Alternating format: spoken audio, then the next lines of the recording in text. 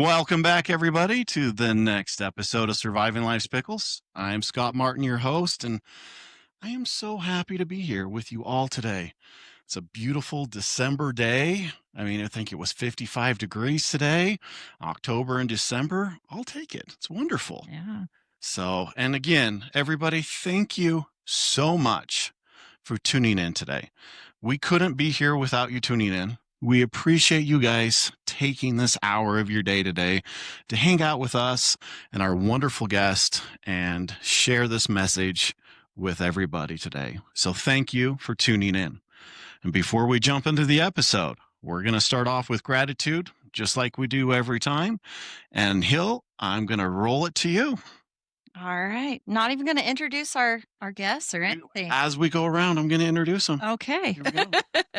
My gratitude today, you're going to laugh. It's for Christmas music. I am very grateful for Christmas music right now because it is my little reprieve.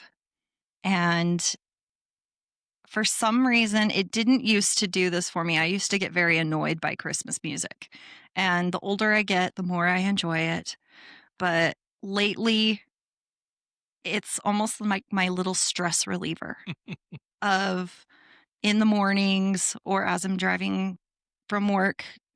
I turn that Christmas music on and I think of all the wonderful things that Christmas brings to us. And it just gives me that little bit of joy each day. And the fact that your husband did something he's never done in his 44 years of life the other day. Yeah. By listening to Christmas music for 10 hours straight.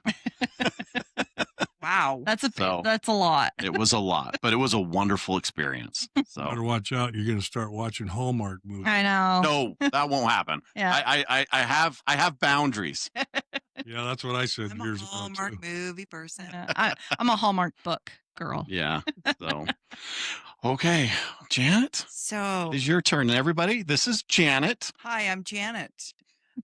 Today, I'm grateful for my morning practice to get my day started. My meditation, my listening to the 11th step. Just super grateful for this morning discipline I'm in. And of course, I have to have food to start my day too. Of course. Right. So, I'm just glad I can be consistent with something. Good. That's good. That's great. Mhm. Good. All right, Marty, introduce yourself, Mr. Marty. Marty, I'm in the podcast for the first time in my life and try not to take it personally, but I'm grateful today that I was able to ride my bike in December and no ice. And also that me and my wife just celebrated 33 years married together. Wow. It's amazing. Congratulations. I'm grateful that she's put up with me this long. I was 12 when we got married. I love it. No. I mean, really, I was. Now you just put him on the felon list. Come on. That's funny. I just want to look like, Of You course. still look young. Okay, Yeah, good. Yeah. you do. Awesome. Well, I got to round it out, and I let you go first because I needed time to think today because I had so much in my head, and I'm still kind of rolling around. But honestly, today, I am just really grateful for the time in our lives now. That's a good one. All of the stuff that we've been through, the good and the bad that has got us to this moment right now. Mhm. I'm grateful to be sitting here. I'm grateful of all of the hardships we've gone through. I'm grateful for the lessons we've learned. I'm grateful for the good times that we've had. And I'm just happy to be in this moment. Again, as our friend Curtis Morley had said, every day is a gift. Mhm. Treat it like that. And today's just been a gift. It's been great to be alive. It's just been an amazing day. I like it. So, That's a yeah. good one. Thanks. yeah. Well, thank you guys. So today we've got Marty and Janet here. Their last name is Martin, Yes, it is. but we are not related. So maybe down the road somewhere we might be related All the Martins are related. Yeah. somehow, some way. Absolutely. Where are you guys is from? My Martin family's from Alabama, Okay. South Carolina, Okay. up the eastern. So you're down that way. And so mine is Idaho. But we've invited you guys here. And I have to tell the story. This is funny. It is a funny story. So we got your number from a good friend of mine that I used to work with, Jake Van Amen. Jake, I'm giving you a shout out. This is your 10 seconds of fame, Mr. Jake. And he had told me about you guys multiple times when we worked together. And then after we started this, he's like, hey, you really need to call them. They are great. These guys do so much in the recovery community, and they're just wonderful people. And he couldn't say enough good things about you. And so when I finally had time to reached out to Marty, sent him an episode. He turned it on and realized, oh, hey, I know this woman. I work with her. So it's such a small world that Marty and Hillary work together, but that's not how this came about. It came about through Jake, and Drew, his wife, is like an adopted daughter. No, she's my niece. She's your niece. Okay. Okay. Yeah. So it's a small recovery world. It's a small lake city too. Yeah. That's right. Mm-hmm. So it's kind of a funny story, but I am super happy to have you guys here today. Thanks for the invite. Yeah. Yep. And so we invited them here today to talk about kind of recovery and how you do it together in a relationship, how you support each other, also how you support each other in their own recovery path, because each recovery path is different. We all have our different paths because there's not one way that is the same way for everybody. And really just wanted to talk about it because just initially, from the things we know about you, your guys' relationship in the recovery part is different than mine and Hillary's. And so we love to bring more information to people out there or people who are going through this or trying to navigate it because, again, nobody's story is the same. And so the more information you have from different perspectives can help people. So whoever wants to start first, let's just say how long you've been in recovery and what was your substance or choice of addiction at the time.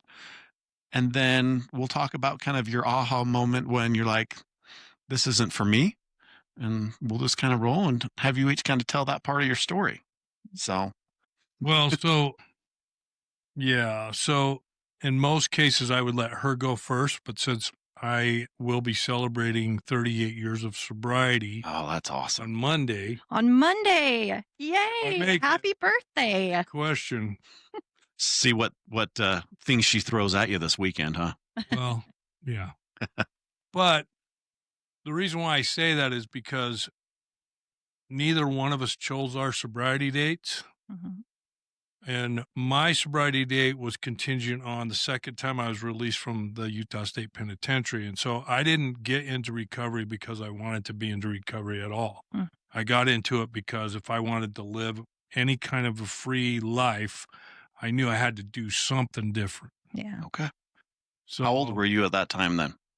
My first year of sobriety, this time, I turned 25.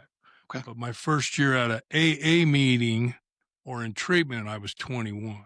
Wow. Okay. So I wasn't a good listener or paying attention. But hey, 21 to 25, that's not bad. Not terrible. 7 treatment centers and going to prison twice in that time. So I had a lot of stuff happen that I wasn't on board for. So, okay. But the reason why I bring that up is because, a lot of times we don't pick our sobriety date. It picks us, or higher power brings us to that place we need to be at where we can pick it. That's just what happened to me, and I've observed that. I love how you put that because that is very true. Mine was very similar. I did not pick my day. Not at all. Okay. Janet, what about you? So, my sobriety started after the psychiatric unit at LDS Hospital on July 21st, 1992. Drug of choice. It was the 80s and the 90s, guys. I'm a cocaine girl. Yeah. And all the other things. And so the peens, the benzodiazepines, the sleeping pills, all of that stuff kind of went with my bottom. Mm-hmm. July 24th, 1992 was the aha, like the date. I remember watching the fireworks from LDS Hospital's yard and thinking to myself, I think I might really be okay. like this might be a different kind of life. Huh. So after the psychiatric unit and then to a treatment center is kind of what happened. Mhm. And then the Liberty Park 24th of July fireworks. And that's when and I was so young. I'm 20 years old. Wow. I was so young that they said, we're not going to do anything with you. Huh. So I got no therapized. Wow. Probably a good thing. Yeah. Well, I have to say, I'm thoroughly just impressed that you guys at such a young age were able to get that handled. That's awesome. I mean, It sounds like life threw a pretty hard hit at you pretty quickly for both of you. yeah. So, So I think the one thing that I know now that I didn't know then was drug addicts die at 15. mhm. They die at 12. Yeah. They die at all these different ages between the time I got sober. And so the first time my life was super unmanageable. I got kicked out of my house. I got sent away to Elmo, Utah. Oh, I have to Elmo, Utah. Where is that? wow. That is right outside of Price. Huh. Okay. Coal mine. Yeah, it's a So coal she's country. not the coal miner's daughter, but she had to go live with them for a minute. Yeah, I did. Uh-huh. I had the uncle. The uncle. and the So I spent a lot of time down there. I don't know if I've ever seen the town Elmo. I've probably drove Heard through of it, it. but so you wouldn't drive through it unless you were purposefully going okay. through it. Mm-hmm. But it's on your way to Huntington. Okay. So you Yep, you get off the US 6 and head down to Huntington and you okay. about maybe 21 miles down the road. There's a little sign that says Elmo. Go left. Mm-hmm. I'll look for it. We're going down in a couple weeks, so I'll have You to look for the Elmo sign. I'll look Yep. for the Elmo sign. Be that far down the road? It's been a minute since I've been down there. But Okay. yeah. Yeah. So, Yeah. Well, congratulations, you guys. I mean, where you're at today to be in the recovery space and not just the sober space is an amazing feat. And the fact that you guys have that much time. So 38 years, you said, Marty? If I make it till Monday. If you make it Yeah. till Monday. Then Jan- he's 33. 33. Yeah. And That's so I awesome. met him like within 4 months. Oh, By getting sober. We got married on November 28th, 1992. I got sober on July 21st, 1992. wow. Okay. So you guys 13 step too. He didn't. No, No, I did. You did. I did it. no. It's a super interesting story. Of course, that whole recovery. So thing. you were 4 months when you guys met. 4 months sober? No, No, we Oh. met I was within about. the first 30 days of her getting sober, I think. Okay. Or maybe just slightly after that. It was slightly after that. It was But after. it wasn't a good meeting. No. Oh. Oh. Oh, okay. This has a story. Yes. Yes. It does. Oh, we got way too many stories for one podcast. But the reason why I say that is because absolutely everything that's happened to us in our lives is all spiritual stuff. And, so I don't really like crying, but whatever. But I was told when I got sober, I was not going to ever have kids. You'd done too much damage. Yeah, I was shooting Yeah. blanks, Yeah. the doctor told me. And I had a really good Mormon mother whose last name was Montague. And so they were Mormon handcart pioneers for Payson, Utah. Ah. Okay. She was the BYU Cougar, and she drank one time, got drunk in college, never touched it again. But my grandfather was a hobo and worked for Geneva Steel. So I found out after he died, and I was sober 18 months, that he was in recovery because Wow. they gave me his second edition big book. And I'm like, thanks a lot for telling me about the elephant. Yeah. Yeah. Yeah. Might have helped. I don't know, but Huh. That's crazy. we met in the front of the Alamo Club, and I insulted her because I said, "Oh, you're 21 and blah, blah, blah. And how many kids you got?" Mormon, little Mormon girls Right. that are 21 usually have 2 or 3 kids by then. Sorry. Mhm. I was just Hey. profiling back Yeah. Well, it's okay. I was 21, divorced already with 2 kids. So I mean, I was there. I get it. Out. Yeah. Same kind of thing. Yeah, I was there. I just didn't have the girl parts. So Yeah. there. I had no kids. Yeah. She didn't have any kids. I was like, Yeah. whoa, sorry. It's a unicorn. So Yeah, exactly. So I was like Yeah. chasing the unicorn now. there you go. I love it. So I have to say, before we were talking, we had a very similar back injury story. Yeah. Now it sounds like we have a very similar kid story too. So I ended up my first time getting sober. was right before my back surgery. After my back surgery, that's when everything went to hell.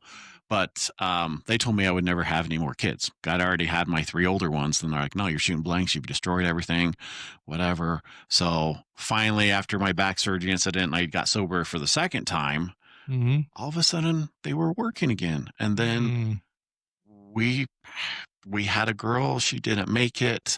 But then we had our 2 beautiful boys just a couple of years later, back to back. And so kind of similar, because they told me I'd never have kids. I was done. Yeah, that's what they told me. I even had to go to court about it, about the girl I met in 30 days after I got out of prison that tried to come back to me 9 months later and tell me I was going to have a kid. And I'm like, I don't think so, because my mother's doctor checked me out. My mother cried for 2 months thinking she was never going to have any grandkids. Wow. And so you can call my mother's doctor and find out. I'm not sure. And I went back and even took another test just to make sure that wasn't my kid. Wait, Wow. it's even crazier. So yeah, I get. I love that. No, but I love that. That's But, good. you know, if you, it's amazing what higher power and the miracle of sobriety will do for your health, Yeah. just Absolutely. physically. Yeah. And it takes time. Mhm. Sometimes we have destroyed our body in so many ways. I mean, Mhm. mine, like you say, mine was not a chosen day. Mine was a forced day. But I mean, mine almost killed me twice. Mhm. Put me in the hospital with alcohol poisoning twice. Mhm. And my body was shutting down. The second time it was awful. Yep. So, but now, I mean, how many years later after that had happened? That was back in 2012, the first time. I mean, years later, I was a CrossFit athlete. I was working out. They told me I'd never do all these things again because I had destroyed my body, and it healed itself. So the body is amazing, physically and mentally, Mhm. what it can do. Well, let's kind of a couple questions just to kind of get going. You guys have been married for this 33 years. 33, yeah. Mhm. So pretty much your entire sober time. Mine almost better sober time. But With the exception of the 4 months. how has that worked with you guys kind of initially? Did you guys work on the sobriety part together? Like you would support each other and go to meetings together, or you would do book work or any of that? Or did you guys kind of have your own time to go out and do your stuff and then maybe ask for help from the other? How did that navigate those first couple of years? Well, one of the reasons why we got together is because she got pregnant. Oh, Okay. okay. Okay. And So the blanks were automatically, you met the right girl and they were firing. no, so what happened was shortly before that, I had gotten married to this girl that I went out off and on in recovery, right? Worst. And so in the springtime, I would always break up with her because I was a little slime bag, newly sober. And, I'd been locked up for a while, so I was kind of really horny. So, Yeah. I mean, and we were good friends, and we'd go out for the winter months when it's cold in Utah. You got to have somebody to snuggle with, right? And then when Fair spring enough. comes, you got to, spring fever, and I mean, the Yeah. You don't want to be stuck with that one person. well, and so I would always break up with her, say, hey, let's try some other things, whatever.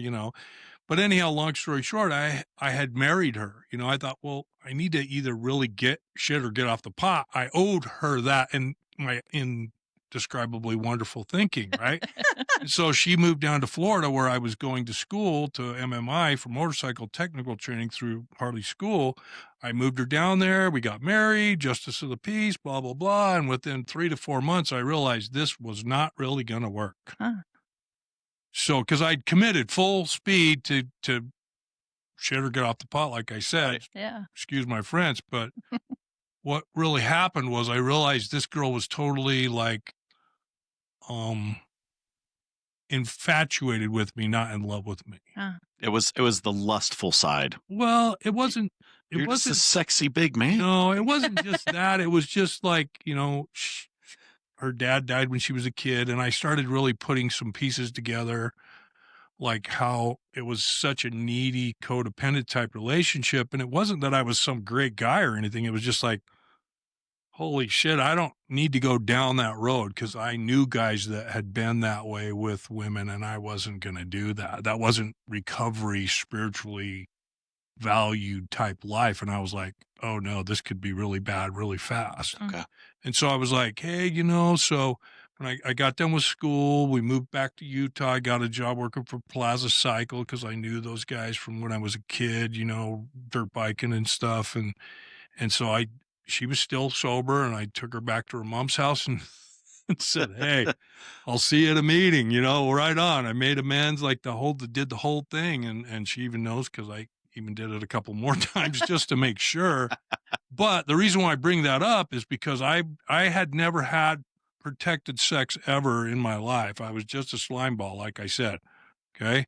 And I went into the Marine Corps when I was 2 months after high school. I went to the Philippines, Hong Kong. I mean, I did every sex party that there was. Okay.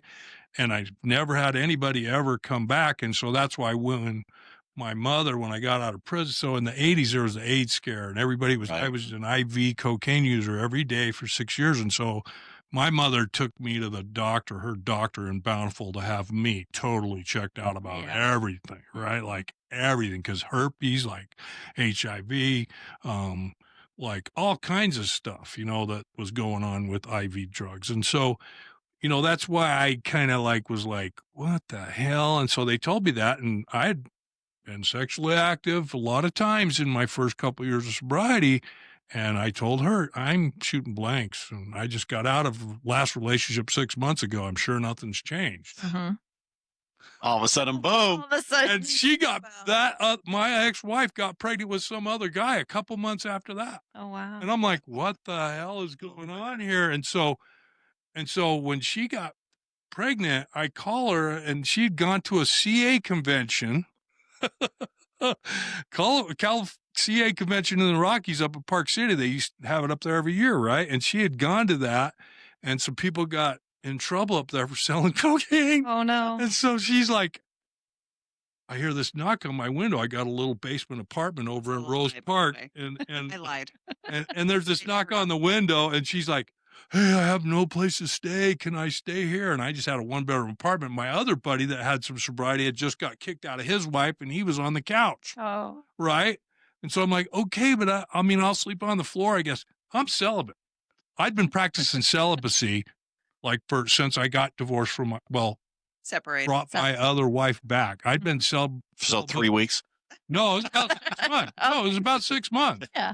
And So about 6 months, nothing, he told right? me, he's like, we're not, this isn't happening. Yeah. You're new. This isn't happening. And I'm like, okay. Yeah. You're like, Yeah. That's what you think. yeah. But so we had kind of gone out on some friend dates, you know what I mean? Because I was dating a lot of different girls, because I was just being celibate and trying to grow up emotionally, which was very hard and is still very hard for most men in early recovery, right? To try to grow up emotionally, This right? is true. And so she climbs in the window, and I'm just a man, okay? And if I showed you a picture of look at her now. If I showed you a picture of her at 21 years old, I'm 29. She's 21, so it's totally cool. It's totally All right. I'm within my 10-year value, right? I got a 10-year window, and she's old enough, right? So I'm like, whoa. And somebody like that gets naked in your bed with you, what are you going to do? You're going to fold, bro. I don't give a shit who you are. There's priests that have done worse shit, okay? So Okay. I'm just telling you. All right. And bring it then- back to PG. Okay, I am. But it is.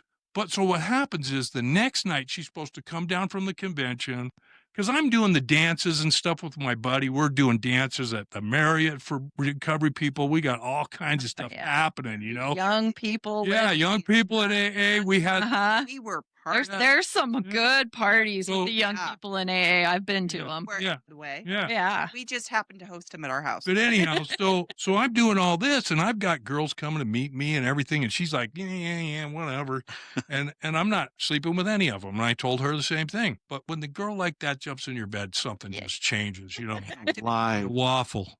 Yeah. I have found my kindred spirit. You have. So, Well, I don't know about that. Well, so sorry, Grandma Cindy, but I'm going to tell this story. Oh no. So I was doing the same thing. Huh? I was dating when me and Hillary started dating. I had been celibate. It was awesome. It was the first time ever since I was 14, 15. And so I was enjoying that. It was great. I felt so good. Like you say, I was on this emotional high and just learning more about myself and connecting with people on a different level. Yep. And I really connected. When we started dating, we connected right from the first thing. And I'm like, no, we're not doing this. I looked at her. I said, no. And so I kept pushing her off. And then the same thing happened. One night we went to a concert. We were coming back and we were outside in the driveway talking, and I was ready to send her off. And she comes and gives me those eyes of, aren't you going to let me in? And same story. That's all it took, because then boom. To my defense, so, okay, if a girl at my age, 35, goes on a date with a guy, 6 times, and he doesn't invite her in, but you know that he likes you, Yeah. you start wondering if something's wrong. Well, so I started a question too. I was like, are we gay? Yeah. I was just trying to be me. Oh, good. Yeah. He had told me, he's like, I'm dating people. And I'm But- like, what does that look like? I mean, I'm new. Yeah. I'm sorry to the religious people, but I got to try my shoes on before I buy them. I do. Take the car for a test drive. Yep. Probably multiple times. Okay. So we kind of got to that point. Janet, so as this has happened, now you guys are married. Let's just jump to that point. Right. Let me just You're tell you pregnant. one more little bit of this. Yeah, we're skipping Okay. forward. She stands me up the next night. Oh. And so I did. I never get stood up. And I got a list of girls I can call because she knows this, right? And so I'm like kind of pissed. But so like 11, 12 o'clock rolls around and she's never responded to me again. And you remember this was no cell phones. Mm-hmm. We're having to I'm calling the hotel. She doesn't call me back. I'm calling her house now, looking for her, leaving messages on the answer machines. I'm like, and so I go to sleep and I try to sleep the whole night, right? Wondering if something bad happened again or whatever, because I don't know. This isn't all really true or whatever with them getting arrested or something. And so I'm having these like waking dreams, and I'm starting to go, oh my gosh. And I'm having dreams about a little girl and her being pregnant. Oh, wow. And you know how you'll like have these lucid dreams where you see things or you're kind of asleep, but you're awake and you're kind of like, what the hell? Uh-huh. And it's kind of like higher power. Like I didn't know higher power was giving me these messages, right? And then finally 5 or 6 o'clock in the morning, it was like, you're having a kid with this girl. And I'm like telling her like the night before, I can't have kids. And I'm like, what up, God? What's going on with this? And, I've been sober about 4.5 years now. So I'm thinking I'm doing okay, connecting with higher power. I'm doing a little spiritual work every day, making my bed, reading my meditation, things like this, they tell you to do. And higher power is giving me this stuff, you know what I mean? And so I'm like, finally, when I talked to her on Sunday afternoon after the convention's over, she's finally at home. I call, I need to talk to Janet. I'm telling her, Mom, I need to talk to Janet. She's not calling me back. I'm just checking on her, right? So finally she calls me back. Yeah, what do you want? She's playing. I'm like, well, we need to talk. I think we should talk in person. What do you mean? Blah, blah, blah. Just can you meet me at Bandaloop Coffee Shop so we can talk? And so she meets me there. I tell her about these Dream. lucid spiritual awareness, awakening dreams I'm having about her being pregnant. And back then you had to wait 14 days for a pregnancy test to work. Remember, this is old school. Yeah. These Right. pre-cell phones and shit, right? I've got a schedule to go do a big sober party in Lake Powell with 300 people. There's going to be naked girls for sure, sober, right? And I'm the backup DJ, which means I'm getting more action than the DJ. Yeah. You know what I'm saying? And I'm going on this trip, and she knows I got to go on this trip because I'm pulling the biggest boat down there for my buddy who's the main DJ, right? And she's like, well, you go on your damn trip and we'll see what happens. I go on my 10-day trip to Lake Powell. And I'm sitting around there and all my buddies are like, what's wrong with you, dude? What's wrong with you, man? What's going on? What's going on? You know what I mean? I'm like, oh shit, I'm in love. Oh. And my friends are like, Man. dude, you're in love. Yep. And I'm like, I'm messed up, dude. It's messed up, right? I'm 29 years old, prime of my life. Yeah. Got a bullet bike, an apartment, a truck. I mean, what could be better? And here she is. Pregnant. In the back of my mind, I'm in love, right? Yeah. Sure enough, man. come back and she's like, Oh, I'm pregnant. At all. Wow. And now she's 32. Her name is Elizabeth Ann, Yep. and she married somebody in long-term recovery. That's Wow. amazing. That's great. Yeah. So Crazy Yeah. stuff. Oh, it is crazy. awesome. I love it. I love that. That's great. That's an amazing. That's a story. great story. And I imagine there's a lot more that comes. There's Oh, there's so Oh many. yeah. So much. So, Back to yeah. your question. But yeah, let's talk about. So you guys have now married. You're pregnant. You're married. Obviously, that's forcing you in a way to really want to stay sober because now you're pregnant. I Right. definitely. There's a physical motivation Right. Yeah. for me to do something different than I've ever done. Yeah. Yeah.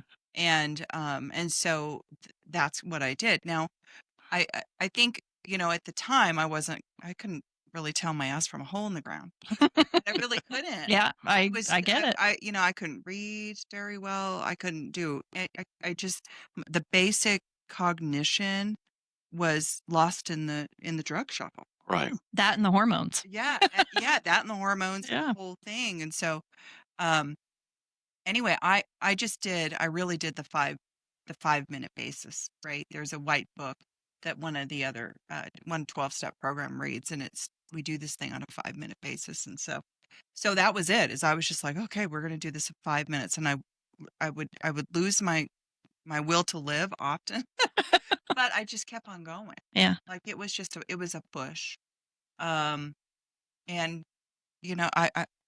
I was pretty crazy. Like I feel sorry for like it was not an easy thing, and I didn't have a community. Yeah. Yeah. Because you were so sober, and Well, and girls are mean. Yeah. well, they are. Women can are be. mean, They and are. he had an ex-wife in the program. Oh yeah. So And so guess what? I was like spinning out in scrapland, Yeah. trying to just find my way. And Okay.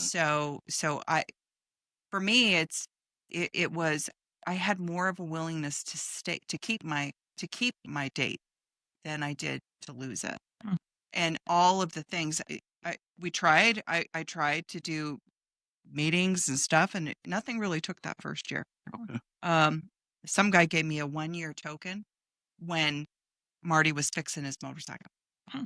Like he just walked out and said, "I know my baby was 7 days old," and he walked out and said, "I know it was your 1 year yesterday." Oh, And he handed me a token. So that's that's kind of, that's kind of the stuff, people paying attention, the subtle acts of kindness, the stuff that separates us. Like when I think about recovery and the little things, I think about those Okay. that, So during that time, then it sounds like you didn't have a lot of that community. So I didn't. were you? It was him. He was your rock, kind of at that point. Okay. He was, and he was, and the good news is I would show up with different sponsors. Hey, try Here's this your person. sponsor. Try this person. And she'd be like, Nope. she sucks. She's a bitch. Okay. Yeah. No. Happens. Yeah. it was an interesting time because a physical reason to stay, Mhm. a desire to never have to feel what I felt before, Yep. right? The churn of keeping your disease going. Yeah. That I just I got enough time that I never wanted to feel that again. Mhm. That absolute I must, not I want to. Mhm. And so anyway, so that's so that was kind of it. But Yeah. that was the first year. So you get past that part, then. Do. When did you find your community that was for you? Probably when I had like 2 years. Okay. From 2 years, I started to meet people and get to know more people. I was a young person Mhm. with a child, so I didn't really fit with the young people. Yeah.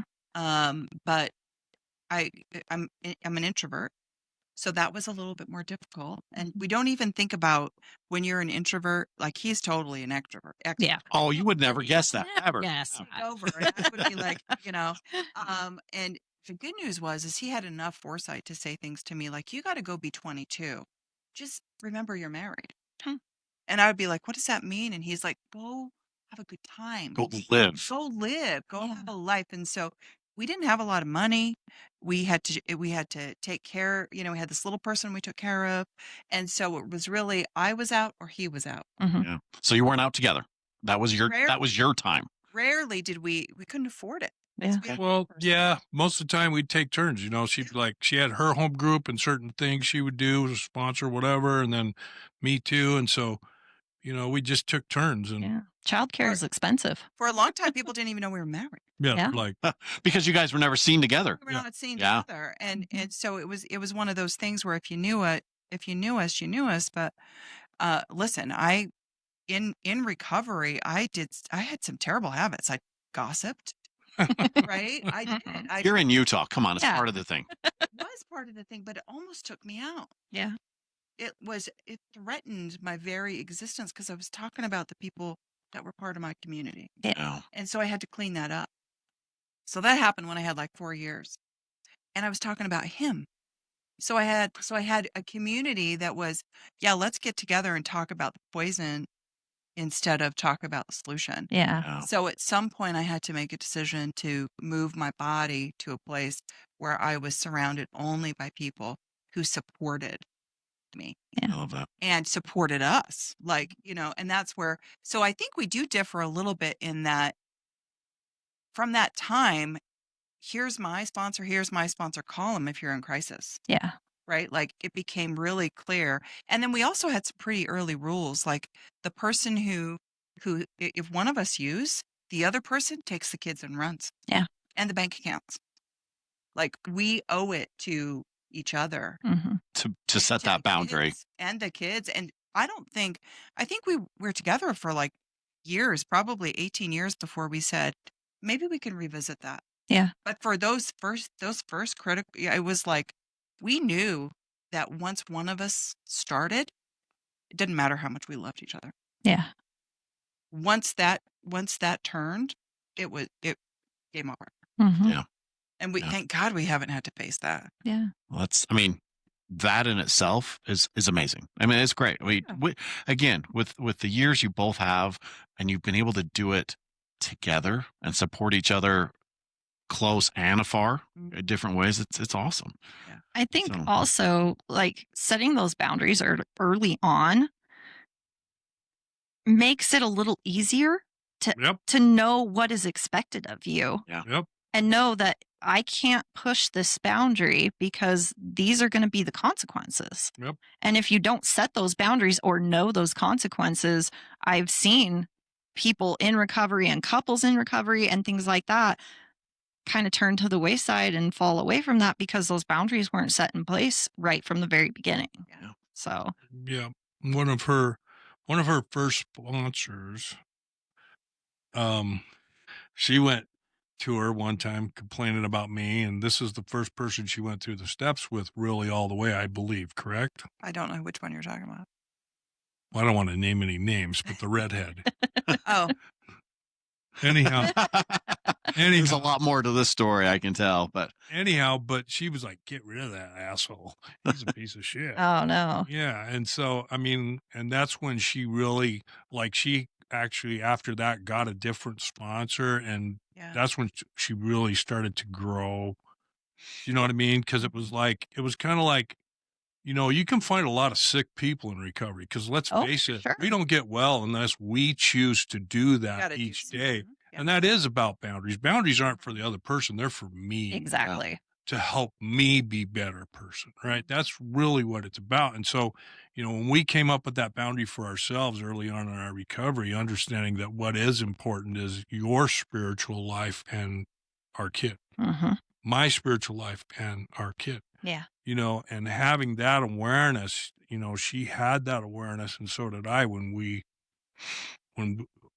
agreed we're going to try to do this, you know, and so there was a lot of times when she would say shit to me and I'm like, just pissed. Like, Yeah. but I'm like, what? yeah. And vice versa, you know, but we knew we were both committed to our recovery first. Mm-hmm. You know, that relationship with our higher power was the most important thing. And we agreed that we both were on that page, and that enabled us to have some other healthy boundaries that we both could see and understand together. And I think any couple in recovery that doesn't have both parties working on some type of spiritual path is just setting themselves up for failure. I would agree. Yeah. Mhm. Absolutely. I mean, because it's not, I mean, it's the most fundamental basis, no matter how you get recovered, is that you're going to try to better your spiritual self, Yeah. whatever that looks like for you. Yeah. Yeah. Well, and the way you say that, and we teach some classes, and the one thing I'm always really stressing in all my classes, and our mental health first aid class and a connection class that we do and things, is you've got to take care of yourself first. Yeah. It's that oxygen mask scenario. You got to put your oxygen mask on first, so then Yep. you can take care of the person. I've had so many people, and maybe can I ask this question and get your guys' feedback? So people who have not been through recovery, Mhm. or people who have just watched from the outside and haven't really helped anybody through them. A lot of them, I have heard them call people in recovery are selfish. Mhm. And I've heard that often. Yeah. But I thought that. So I will be 100% honest. That's one reason I got turned off with AA. Is because that's what I felt going to those classes. Again, it wasn't the right fit for me, and that's okay. It helps a lot of people. But that's kind of what happened with me is I'm like, man, these people are selfish. Like they don't care about what's going on here in the room. They're only caring about themselves. I'm like, they're not conscious of other people here. But how is a good way? How would you guys explain that to somebody who hasn't been in recovery or hasn't been in part of that about it's not selfish. You have to be healthy yourself to be able to live, but healthy yourself to live and then take care of your loved ones as well. What's your argument? Yeah, what's your argument? How So my argument is, listen, I do a lot of stuff. Mhm. I have to keep my mental balance.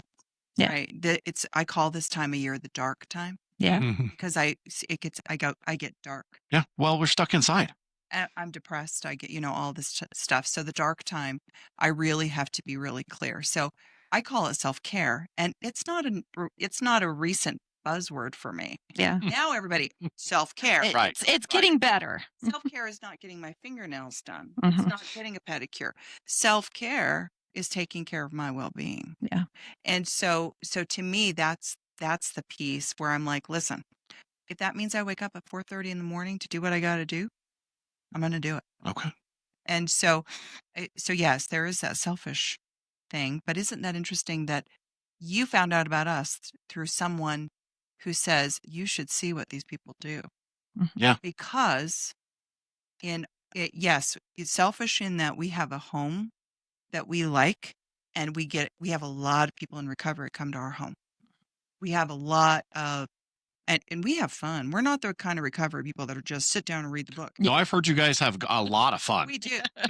We have Marty will figure out how to have a rock band at my parties because he knows I get down with a rock band, Mhm. right? Like it's kind of like his Right. thing. Yeah. Yeah, he does. And so that's the deal is, yes, it's selfish in that you have to put your recovery first. Mhm. And again, like we just described with the kids, people would have looked at that and said, if that actually would have happened, I'm sure they would have said, you should have taken care of him better. And I would have said, F you. You don't understand the monster Mhm. that is what I believe a disease. Yes. And that I think is the part where there has to be a balance. There has to be a balance, but that is non-negotiable. One of the best phrases I heard somebody put it is you have to be selfishly selfless. Oh, that's a good one. Yeah. Yeah. Selfishly selfless. Now, anytime I help people, I do tell them, I'm like, listen, if it comes to, I can help you, but if my family, my husband or my kids need me, guess what? I'm going to cancel. I'm here for you, but they Yes, take the They priority. take the priority, Mhm. right? If I'm at risk of drinking or drugging or doing something stupid, I got to go take care of myself. Mhm. So I just set that like right from the beginning. Anyway, what about you? No, I like that. What's yours? Well, you mentioned something about the steps for relationships. Yeah. Okay. Yeah, the 12 traditions of a relationship. Yeah, Mhm. and that's the 12 traditions of AA. They just used that to be They in kind of relate- reworded it Yeah, they Yeah. just reworded it to to match. make it apropos to our family lives and our relationships and things, and that's been around for a long time. But it's funny how you mentioned that because I was like, there's not very many people around that Use it or know about it? know that, or that is really old stuff. It is. It's been around for Really old. 50 plus years in AA. I had a you know? good Yeah. sponsor. And so when you said that, I was like, whoa, that's crazy. Mhm. But that's one of the things, like, we had our home group, right? And we both went to that home group, and we had our own sponsors. And we also set another boundary that if I say, I think you need a meeting or you need to call your sponsor, we weren't going to get mad at that. Ah, And that was an early on thing we had too, you know, because we knew that was the important part of us remaining true to our own recovery and growing in our own spiritual, you know, into our own spiritual selves. And then that helps us be together. mhm. Right.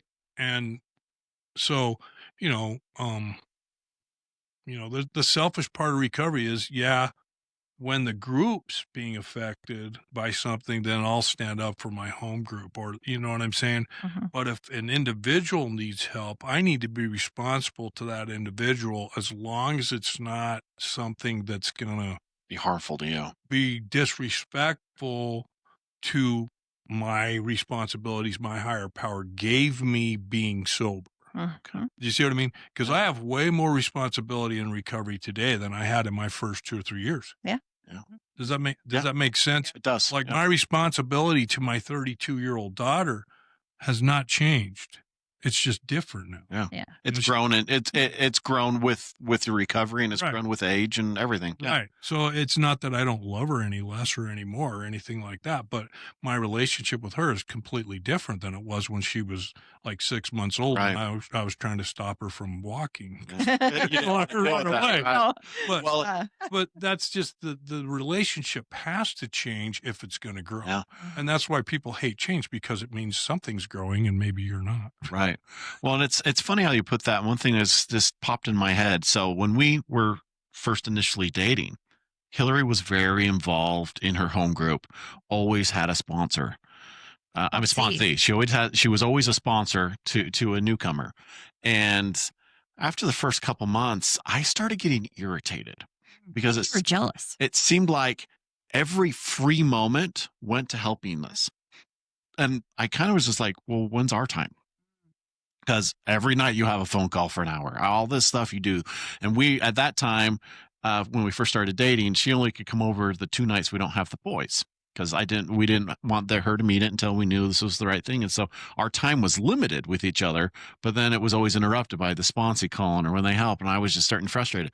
But when I realized, and when she explained it to me, she is not doing it to help that person. She is, but initially she's doing it to help herself. Being a sponsor was how she stayed sober and how she was continuing to grow in her own recovery. When she explained that to me, it took a couple months for it to set in, but I finally got it. And then it was like, okay. Yeah. And it changed that whole perspective of, you know what, she's not doing this to just be the person to help everybody. She's doing this because this is what she needs. Mhm. And after I accepted that selfish act turned into that selfless act, like you were saying. Yeah. And I like how Marty put it too, of how our responsibilities and our recovery kind of morphs throughout the years. Because when I met Scott, I mean, I don't have any biological kids of my own. Scott had 5. So I was single. I didn't, I had a job. You were debt free. I was debt free. I didn't have a lot of like responsibilities, so I threw myself into AA and sponsorship, and that was my entire world. And then when I met Scott, and we got married, I became an instant mom to 5 kids. to 5. I mean, 3 adult girls, and well, two adult girls, a teenager, and 2 young boys.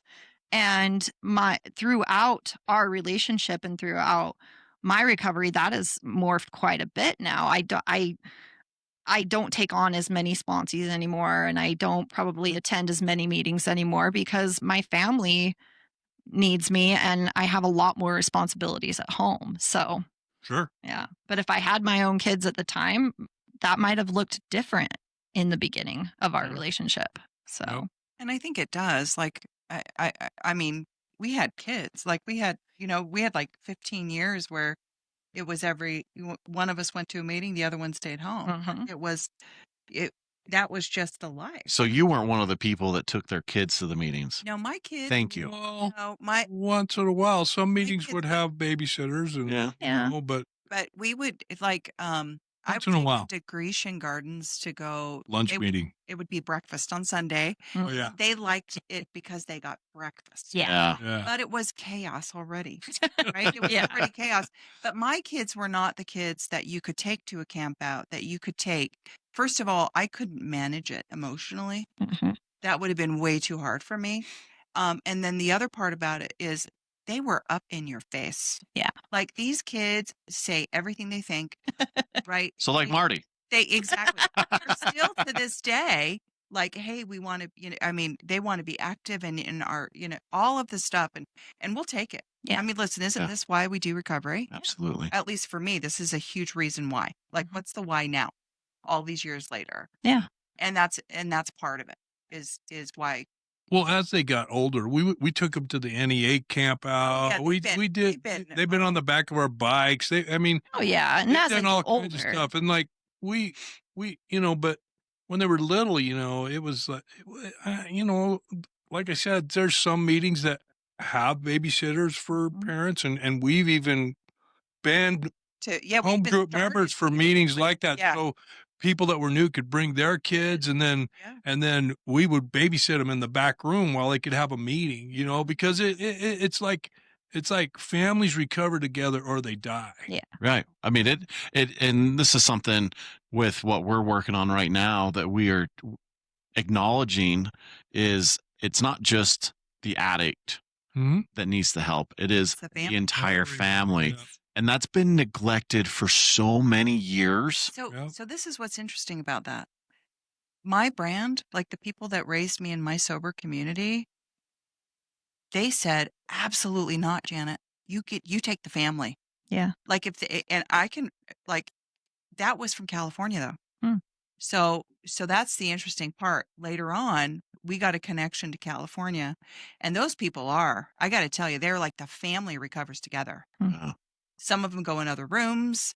They explained to me the difference between Al-Anon, Alateen, Alatot. the difference between the being addicted to the person, because I didn't quite understand that because I don't have a high level of codependency. Mm-hmm. I didn't understand that people actually get addicted to the addict. Yeah. Yeah. And that can be, until I worked with some women in California, that can be just as bad Or worse. Like these people, these ladies ended up in prison. Yeah. Because of what they were willing to do for their addiction to the person. Yeah. Right. And so watching that whole destruction. So my people that have been in my community have been like, hold on a minute. It is your job to hold the baby, Janet. You could go to another meeting. Mm-hmm. They can't. Yeah. And see, I didn't have that support. In my community, I didn't have those people. Yeah. But I can be those people. Well, and from what I've learned about you guys from Jake and Drew is that's who you guys are. You're welcoming. That's why you have all these people come to your house. That's why you have all these people that you're engaged with all the time, is because they are your family in a way, and you guys are helping them because you've lived it and you understand what it is not to have that support. And so it seems outside looking in, that's what you guys are. Well, I think we are, and I also think that we will say stop. Yeah. Does that make sense? You know where your boundary is. Yeah. Yeah. We will do the thing where we're like, nope, we're Yeah. not doing that anymore. And it's interesting because my kids' aunt and uncles are not blood. Drew's mom is my sister, and so yeah, she's definitely like blood. But the other people, Uncle Derek, I can start to go through the list. All of those people are people that were here. Mm-hmm. And the interesting and the cool thing is those people don't have the same sobriety dates that they did when we met them. Because we've never shot our wounded. Yeah. We've never said these people can't come back into our lives because they relapse. We understand our freaking disease. Yeah. Right. We understand it. We know that time they left, and that if they came back, they're welcome. Yeah. Yeah. And so I think that also is not necessarily Utah recovery. And we spent I spent the first 15 years of my recovery here, and then we went to Colorado for 3 years, and then to Southern California for 9, Yeah. and then have just been back to the Utah community the last 6.5 years. Okay. Yeah. So we jettisoned out You of think here. it's hard to be a newcomer when you're a newcomer? Try being a newcomer somewhere when you've got a lot of time, and then Yeah. they come up and say, "Hey, you need a sponsor or something?" You're like, "Well, maybe, but not you. You've got what, 2 years, and I've got 28." Yeah. You're just like, well, F you. What Yeah. you? I'm like, It- dude, you know, Yeah, it's like being a newcomer and Yeah. reestablishing yourself. Yeah. Like you have to create a whole new community Yeah. anywhere you go. Mm-hmm. And now people are scared because they don't know if you're telling them the truth or not. You Right. know, are you really recovered? Did you just move here? You know, because we know those people, right? Yeah. Right. Yeah. Geographical, and they were in the meeting 2 weeks ago getting a 30-day chip. Now they got 5 years. I'm like, what? It's been 2 weeks, dude. That's funny. Maybe we need to check your mental Yeah. health meds. So the other thing I'll say, because you kind of asked the question, we've been to marriage counseling several times, Yeah. and I openly share, it's like having a sponsor for your marriage. I like that. And ultimately Marty and I made a few commitments, right? We have our boundaries about that if one of us used, the other one takes the kids and runs, Mhm. right? We have that. We have the boundary that we both agreed we're married. We want to act like a married couple. Mhm. And then he had a PDA thing, like no public display of affection. So our daughter, this is true. He's like, I will not touch you until, like, we'd been married for 25 years, and we're Wow. in Southern California.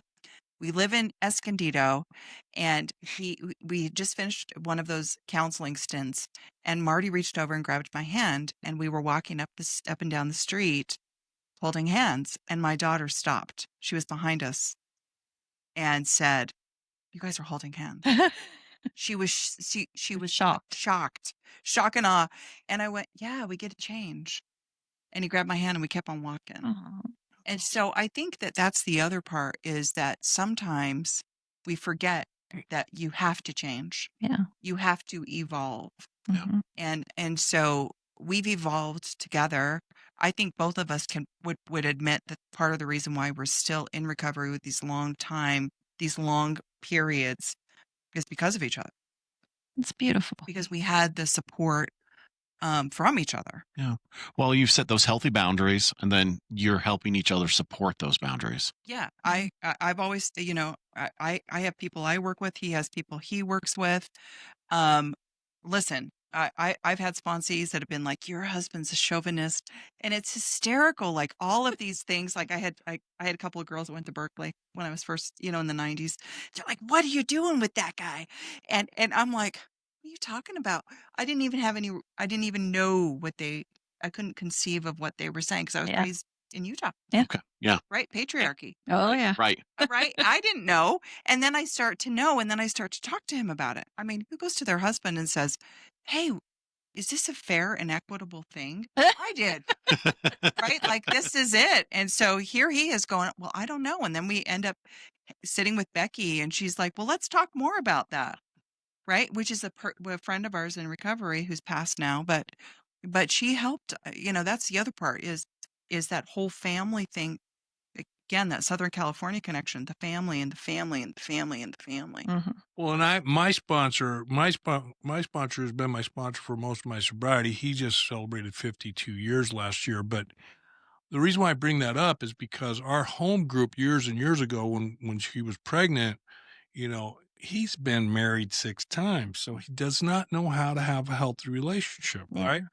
And one of the things he was good enough to do for us early on in my recovery was he looked at this other guy in our home group and said, I think you should start calling him when you have questions about being married, because he's been successfully married for 40 years, raised all his kids. Yeah.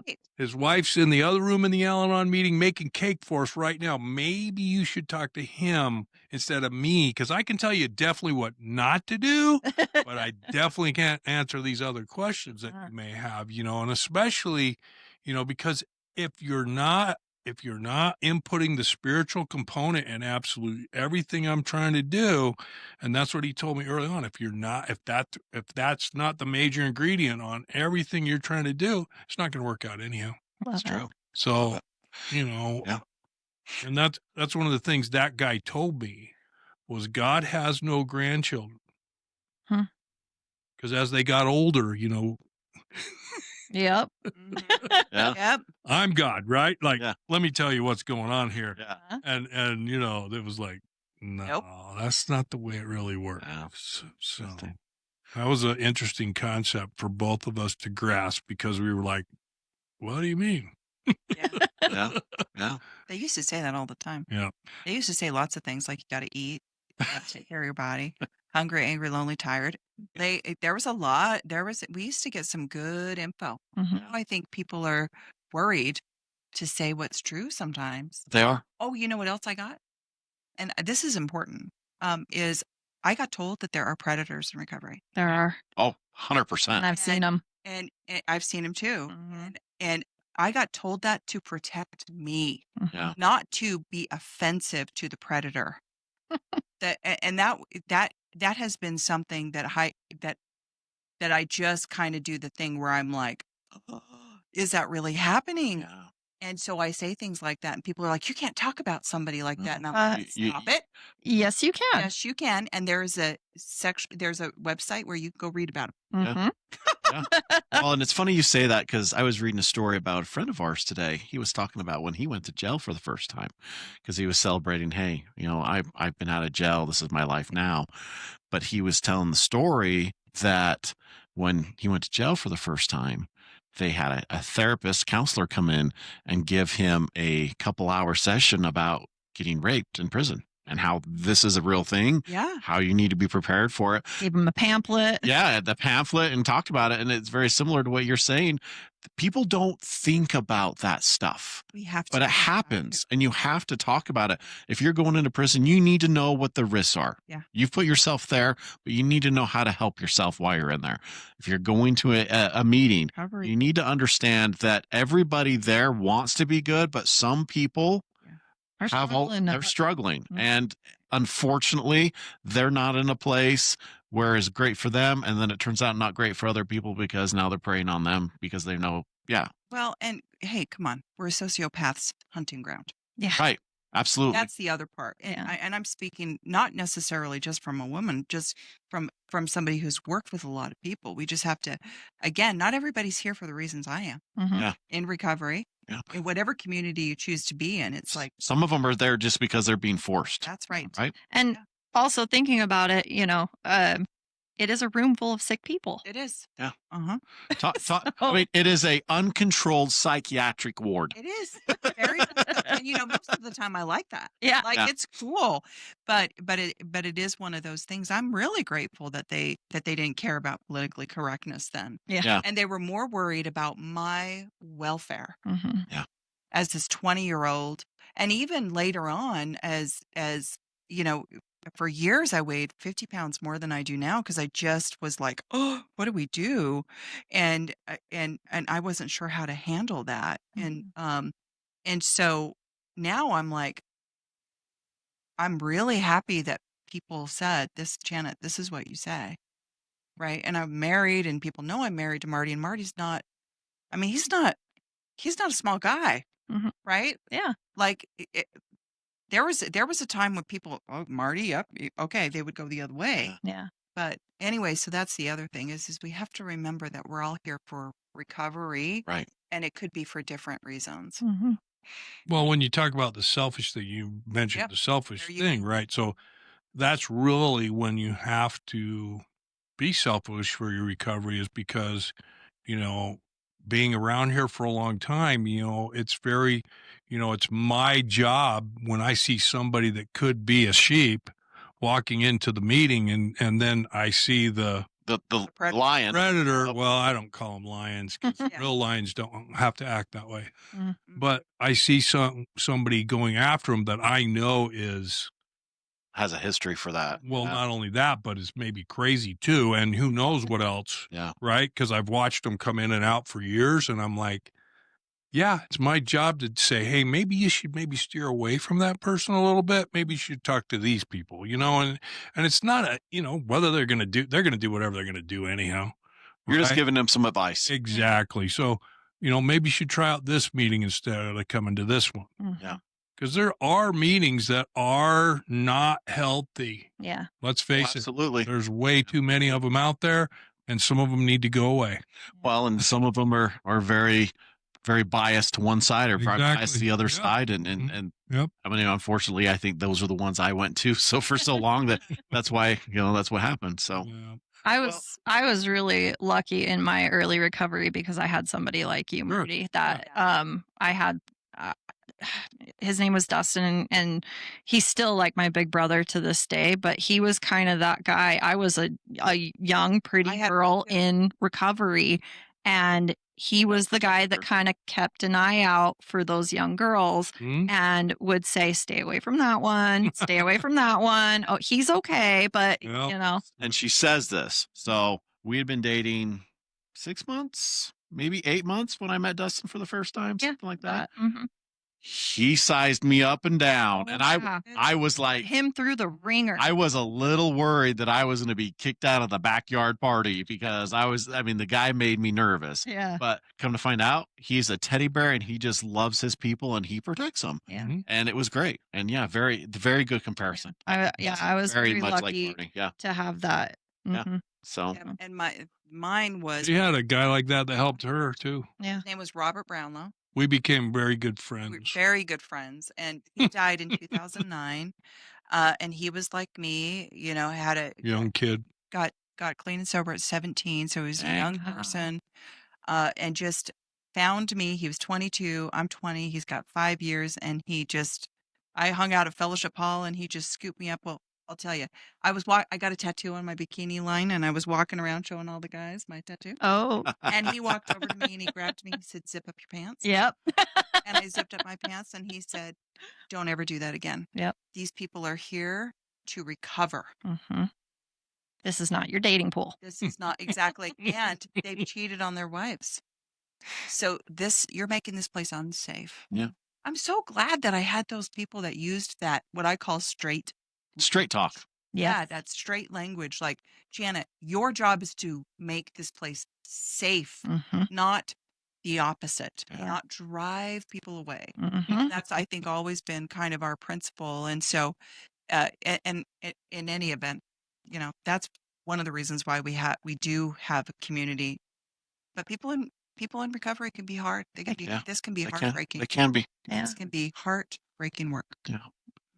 Well, as we're kind of wrapping up the last little bit here, I want to ask both of you separately, what are you guys doing today in the community? What excites you in the recovery community that you're excited to do either like weekly or monthly or yearly basis that you look forward to? What's something that's exciting for you guys that you love giving back to the community that's helped you? Go ahead. Hey, I'm a party planner, man. You know what? We party at my house probably once every other month for somebody's date. That's So awesome. we just had a 40-year party like 3 weeks ago, and we do it a little different. Uh-huh. We focus on the person, and then everybody gets to come up and say something nice about the person. Nice. Yeah. So we do it a little bit different in that it gives everybody an opportunity to talk about the impact Mm-hmm. That is how. of recovery on these people and how they've had their So Yeah. I like for that. people listening, yes. because we've been to a couple sober parties, explain what your parties look like so everybody understands. You're saying party, and I know everybody on the other side is like, well, these are so good sober people. Yeah. What does that party look How like? does it- What happens? I want to All hear. right. So this is what we do. It's always a potluck, right? 'Cause Okay. you got to feed people. You gotta feed them. Right. You got to feed people. So lately we've been doing them on Sunday at 2. So it's been pretty calmed down, but we have been known to have them at night with rock bands. Yeah. Seriously, with a rock band. Just depends on the occasion, depends really, on- and the when it was person, my- what they want. We no It was my longer 30 and yeah. my 50. I had a rock band because Yeah. I get down with the Beastie Boys. 50? You're not 50? No way. So because the dates are really close. Anyway, so that what we do is we do a thing where we actually, the person picks somebody to give them their time. Mhm. Okay. Okay. So It's an old tradition. yeah, it's a Mhm. tradition. So they actually get a token from someone, and that person presenting gets to say Something about them. something about them and how they're in their life and what they've done. And then we open it up so everybody that's there at the party, they can come up and share a few things. Mhm.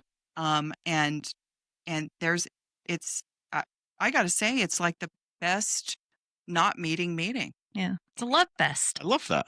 It's super cool.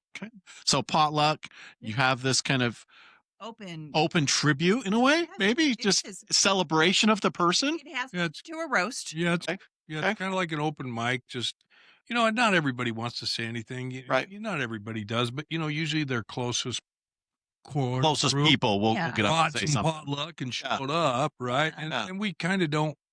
We kind of let them like make out their invitations and just say it's at Marty and Janet's house, and we kind of don't really set up a real format. Now, if it's one of our parties or something, we'll kind of like Oh, yeah. go This is how we're overboard going to and do it. This is it. we'll Yeah. have the rock band or whatever we're Yeah. gonna do. But but some of the other things we do in the community at large is like, years and years ago, part of this little group that me and Janet started is called the Free Riders, and it's not the Sober Riders, totally different entity, Mhm. but that's still going on, and they do a lot of support work for like House of Hope mothers with kids and the teen Odyssey House, and we support the detox downtown. And then, like this Saturday, we've got the Draper men's spaghetti dinner. We usually support 10 to 15 families that have been destroyed by addiction and support them having a Christmas. And Do you need Santa Claus for this party? we actually have a guy that does it. He's pretty good. His name's Clint. He's an awesome Santa Claus. Got a big, huge, full white beard, and he loves doing it. And he even has a Awesome. friend that dresses as the Grinch sometimes. He's trying to tell me I'm going to show up as Elf, but I was actually going to do it one year, but then I had my operation, and Yeah, the Yeah. back thing. that screwed me up bad. But You can But be the so- sexy elf, Marty. Yeah. I don't know about that either. But so and then like I was on the board at the Alano Club for a while, and we try to stay active. We both do in some of the community stuff, like general service and just the normal stuff. But we're very current with our sponsors, home groups, those types of things. We're in our sobriety station every week, most and there was a time when back before we moved to Colorado where, I had to basically take a step back. I had two sponsees, one after another within a year's period of time that both relapsed and died, like Ugh. boom, like that fast. And I was sponsoring over 20 people. We got 3 kids. She's starting a new career. I'm trying to manage my career and all this kind of stuff. And my sponsor looked at me and he says, "Oh, so you're saving the world now, aren't you?" And I'm like, "What do you mean?" And he's like, "Yeah, how many sponsees you got?" I'm like, "Too many." He's like, "Yeah."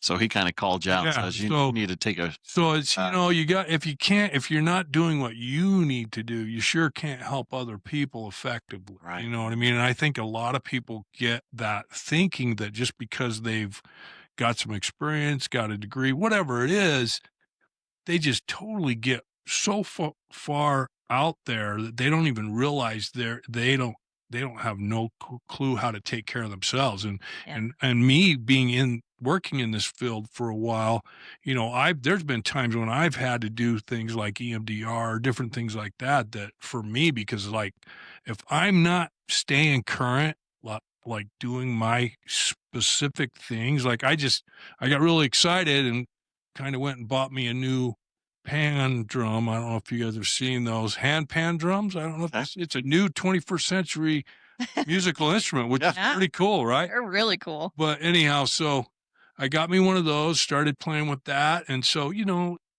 I think it's just really important to stay, connected with yourself. And, am I getting out of control here? Am I taking too much on, or am I okay? Have You know what I mean? Yeah. And I don't know that until I have a blow up and yell at my wife, which hasn't happened for years. And then I'm like, I think you're a little bit wacky right now. Yeah. Yeah. And then she'll put you in check and say, look, let's have a talk. Let's see where we're at. Oh, Oh no, there's Yeah. no checking. They're screaming. Hey, Yeah, I can't picture that from you. I Oh, just can't. I would imagine your kids and other people can say differently, but I can't yeah, picture they it from can. They can say different. you.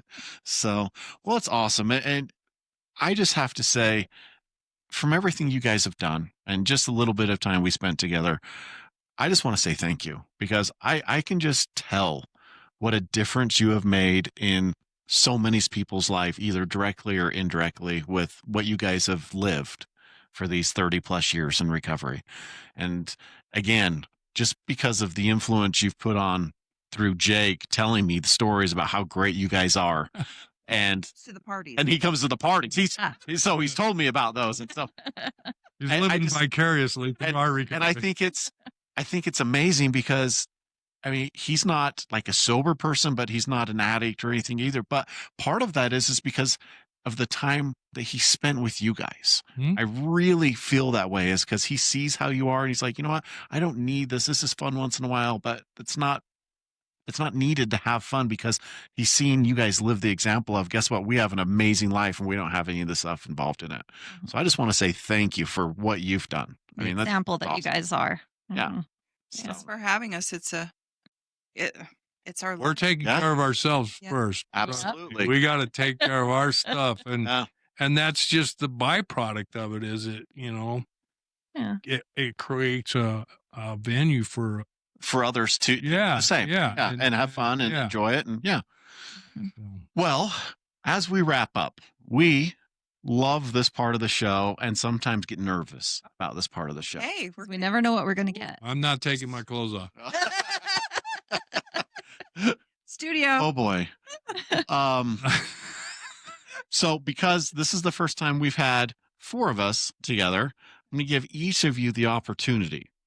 We turn the tables. You guys are in charge now. Oh. You guys, I mean, you know Hillary a little bit. You know me, know V. So whatever question maybe's come up that you want to ask either of us or both of us together, you each get a turn to ask us a question or two that you want to know about us or what's going on. So the table, the show is now yours.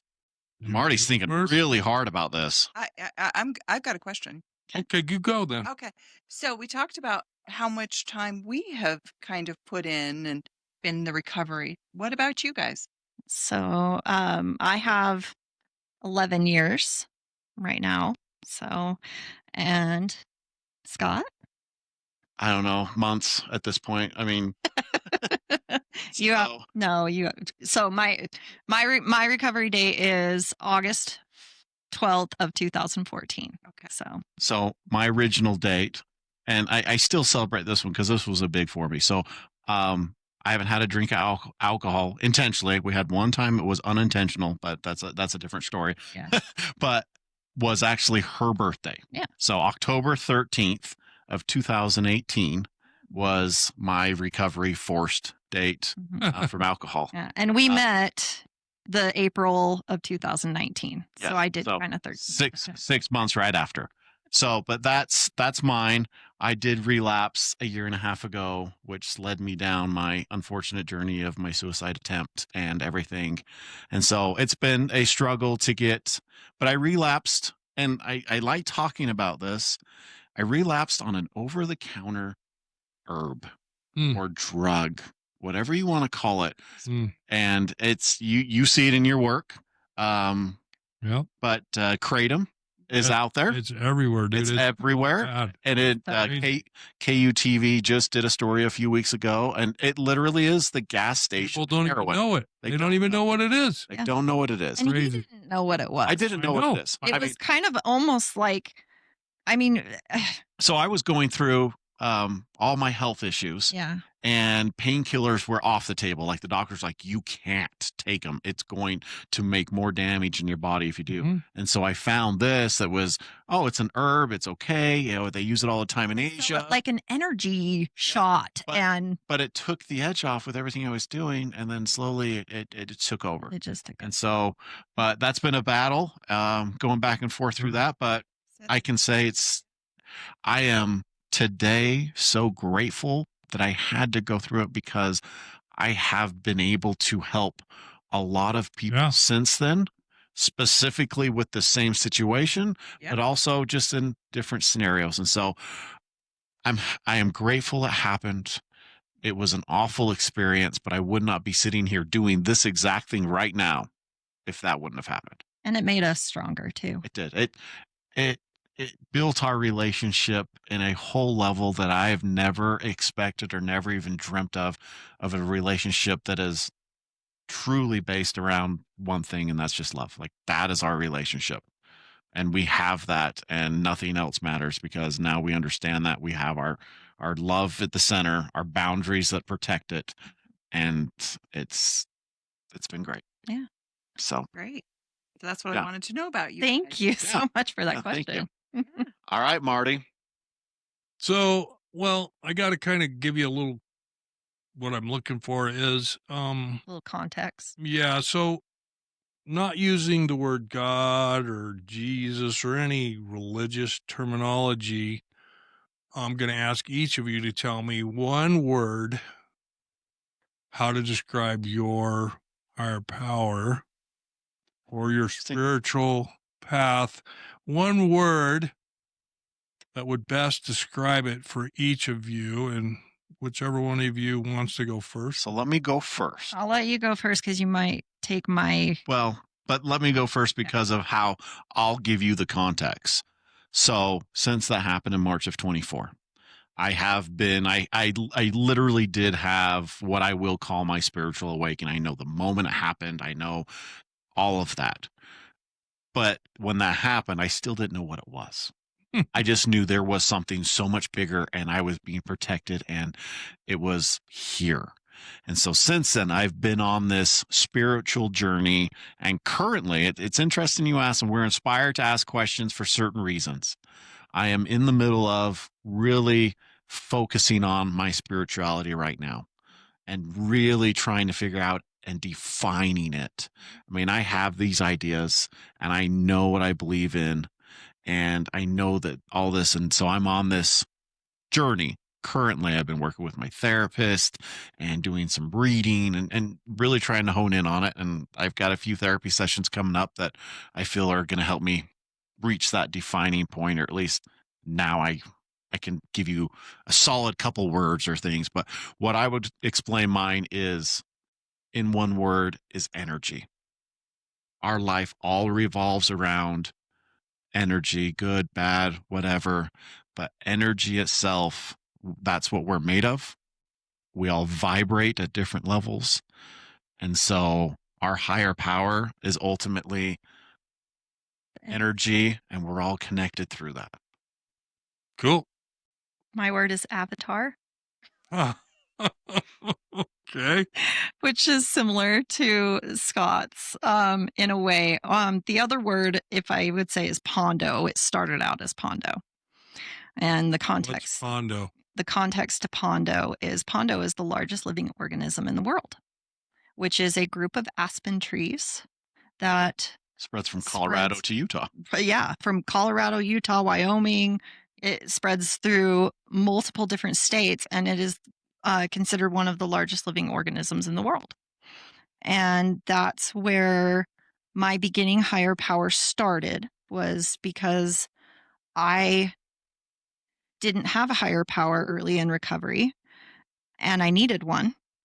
And my sponsor gave me a suggestion, told me what Pondo was, and she knew I needed to touch it, see it, feel it, hear it, all of that. I was just that type of person at the time.